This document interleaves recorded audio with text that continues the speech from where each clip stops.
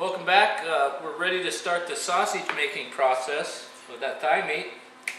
And so basically, I'm going to cut it up to fairly small pieces. Sometimes I use a Cuisinart. I have a D8, it's rather large. I don't think the average person has one of those, so I'm going to try something. And I suppose you're supposed to rehearse this so it doesn't screw up on you. But I feel pretty confident that it'll work. I'm using one of these juicer type blenders. I'm not going to say the name. I think I got it hidden. If they want some advertisement, they'll have to talk to me. But there's several models out there, but I think they'll do the same thing. And so basically, I've got 2 thighs in there. And to 2 thighs, I'm going to add a little albumin egg. It's going to create the puff for the sausage when it sets. And I'm going to add a little breadcrumb. You can use plain white bread, trim the crust off if you want. I'd say probably just 1 stick will do, 1 piece. You want this to be a little on the soft side. I mean, obviously, you can make it really firm, but soft has moisture and flavor. Here again, if you're going to use pepper, which I love to use, I like it fresh ground. There's something about it. It's just the oils are released right when I cut it. It's not like the stuff that's been sitting around in a shaker. And then a little pinch of kosher salt. And really, I want the flavor of the thigh meat to come through. I'm just trying to enhance it just a little bit. And then, like I said, some coriander, ground, and then not too much, a little pinch of mace. Excuse me. Farmers cut all their fields down below me earlier, so it seems like the allergies are trying to get a hold of me. But I'm not taking anything for them. I think if you eat well, you really don't need to take all these different vitamins and medicines. I think the secret to good health is locked up in eating good food. Get nutrition into your body, which unfortunately a lot of people don't take the time to do nowadays. So I've got the panko, I've got the egg, I've got salt, pepper, coriander, a little bit of Italian herb, and I'm going to add just a little bit of milk.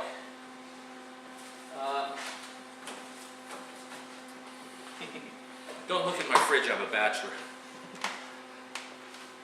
I do need to have someone come up here and clean if someone's out there listening. Help!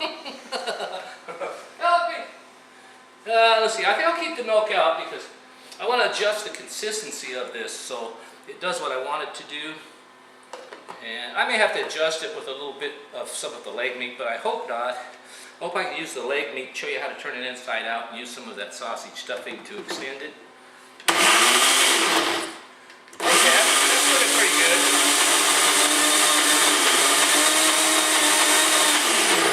Now, I think cooking, obviously the flavor's going to be there, but I think cooking, it's a visual thing as well. I think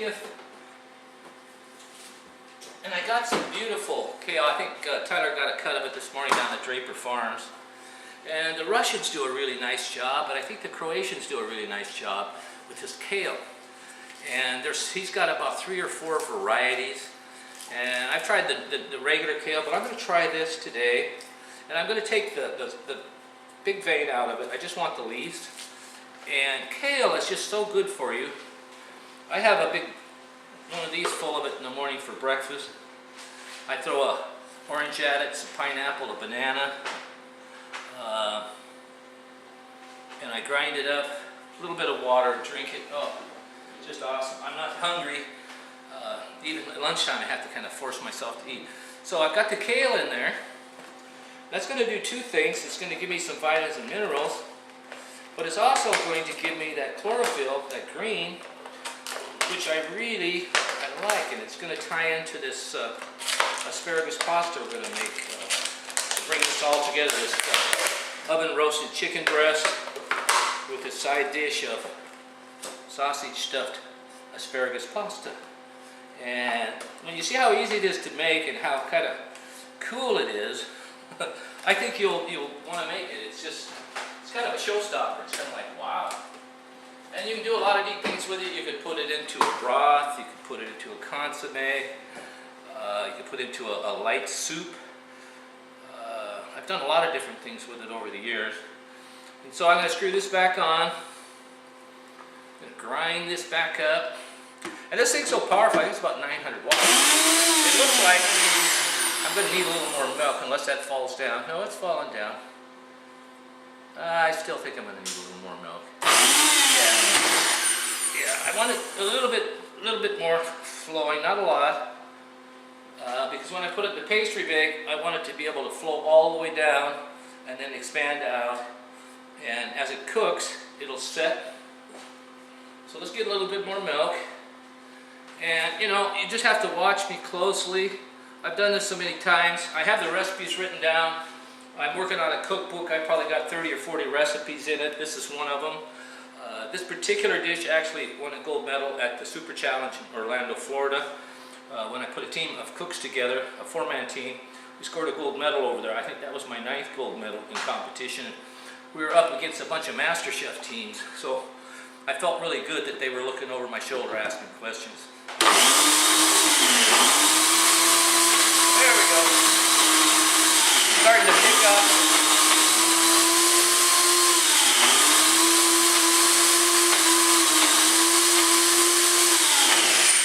I think I'm just going to get a long spatula down in there and stir it because the consistency is really just what I want. You can see that it's kind of tacky. And it's not, like I say, it's not really firm. Like, we're not looking to make a summer sausage, but it'll stick to your finger. I'm going to mix it around. And when it cooks, it's going to be like a hot dog, like a ballpark frank. This has got albumin in it. It's going to puff up and set and create moisture in that chicken breast. And chicken breasts, I think, are kind of dry. You have to be really careful how you cook them. So adding this sausage is taking out some insurance to make sure it's moist. So let's give it one more whiz. Oops, not square. Like I said, you could use a small Cuisinart or another brand name, a small one. So you don't need one of those big ones like I have. I mean, mine's for like competition cooking. 40, 50 people. There we go. See it coming down. I want it to be nice and blended.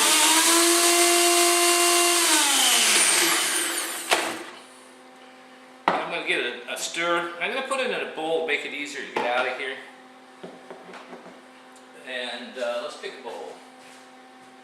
I think a bowl about this size. And I went down and got a bunch of these clear bowls for my own personal use, and when I'm cooking for people, I like to use just white mixing bowls. I live in a real basic black and white world, but for the sake of the camera, and so you can see what's going on, I got these clear bowls. So I got spinach in there, I got kale in there, I got salt, pepper, coriander, got a little bit of nutmeg. And you can even use a little bit of mace. Mace is a really nice herb or spice to cook with. And I'm going to bring this out. And I'm going to chill it down because I want it to be fairly cold when I pipe it in. But like I said, I want it to be flowing so there's no air gaps in it. You don't want any air gaps. That's not good. Okay, so let's not waste any of that. Okay, so I got that there.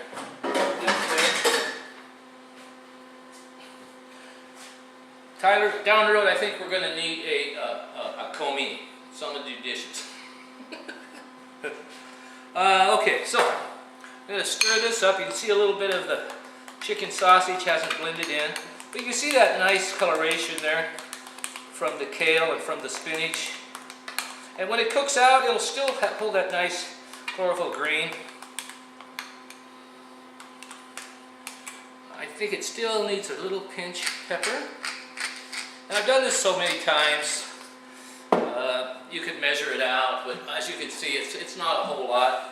I'm after the flavor of the chicken and the salt and the pepper, just a tiny bit of embellishment, not much. I don't want it to taste like Salt Lake. I like the delicateness of the coriander. It's kind of like a champagne spice. You can see its consistency. Now I'm going to cool it off in my bachelor fridge. And I'm going to show you a little trick with these legs, and I'm also going to go back to these kickstands, as I call them, or wing joints. And you can see the ball end of it there. I'm going to, with a real sharp knife, you can see how I cut that open to let that blood come out. I'm going to do the same thing here. And with a sharp knife, it doesn't fracture. And here again, into the stock. I don't want to give up that flavor. You can see some of the blood already trailed out. But as it cooks, more of it will come out. And like I said, we don't want that bloodline stain inside our chicken breast. Trim up a little bit of this roughness, not much. You see how clean that is. I want to check it so there's no bone fragments. We've got them cut, we've got the skin trimmed back, and we're going to tie that together like that with some kitchen twine. And we've made these incisions here, right here and here. You can see they go all the way in. And that's going to create the moisture with that sausage. And now we're going to do something with chicken legs. I personally like the flavor of a chicken leg, but I don't like the all the tendons and the sinew and stuff that's in it. So what I like to do is, I use this Leatherman. It's a good all-around tool to do a lot of things with. And I'll show you how it works. I'm going to snap that loose. Same with this. I'm going to cut around this basically. In fact, I'll use my boning knife. I think it's the best tool. Cut right around that leg joint. Cut around this leg joint.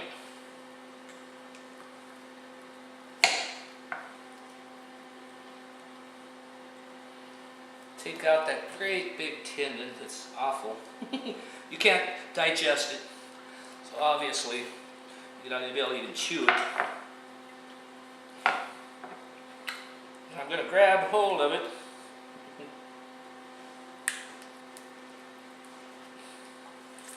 And I'm going to pull it out. And you can see all that tendon. You can't digest that, so there's no sense in trying to eat it. And here's another one. Same scenario. And they're really slippery. Sometimes you've got to get a piece of paper towel on it to get a hold of them. In fact, I think I'm going to have to. So I got a little piece of paper towel on it. Give me some grip. There we go. And pull that out.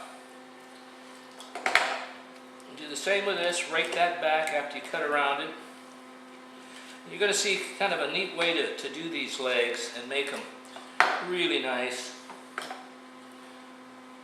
And this kind of cooking, you know, it's refined. I can't say it's not. Obviously, you just throw them in a pan and cook them, you know, chew around them. But I'm really after a little bit more elegant experience, and to let people know that I've taken the time to really prepare the product as best I can.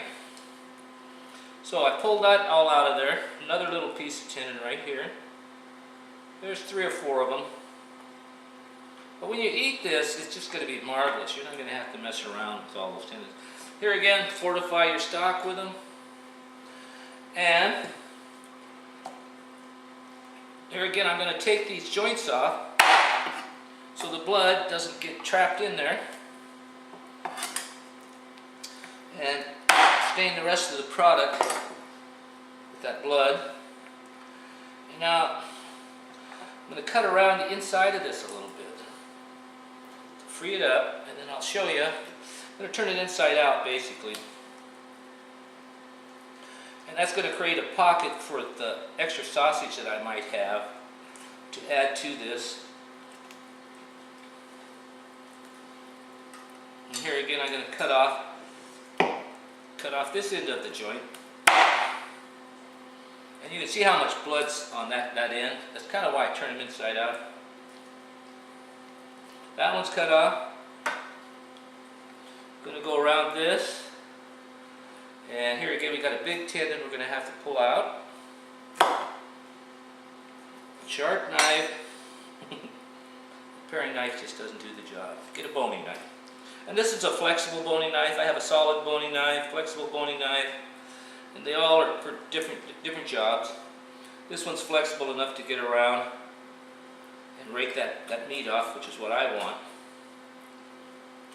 And you can see what's happening here. I'm turning this thing inside out. And you hear the bone being scraped. It lets me know that I'm not wasting anything. And here again, those tendons, you want to get as many of those out as you can, because you really don't want to eat them. Okay, so I'm going to hold on to this paper towel, break it down, and then basically it's inside out. I'm even going to cut that skin off, because not all of it, but the part that doesn't want to stick. And I've created a pouch in here, and the connective tissue still is hooked to this part of the bone, so it's not going to go anywhere. So when I put that sausage up in there and I throw it in the oven to roast, it's still going to look like a leg, but it's inside out. And it doesn't take that much time to do this properly. Same scenario here. Don't rake all the way down, just 3/4.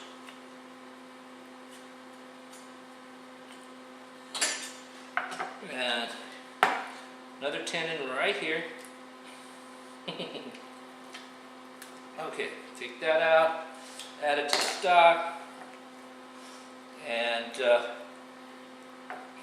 create that inside out pouch. Cut off the excess skin. And chicken's rather sticky, so I mean, as it cooks, it's going to stick to itself and that sausage. And like I said, I've got the ends cut off so the blood goes out. I'm going to put that in the refrigerator. And let's see if I got to put it on.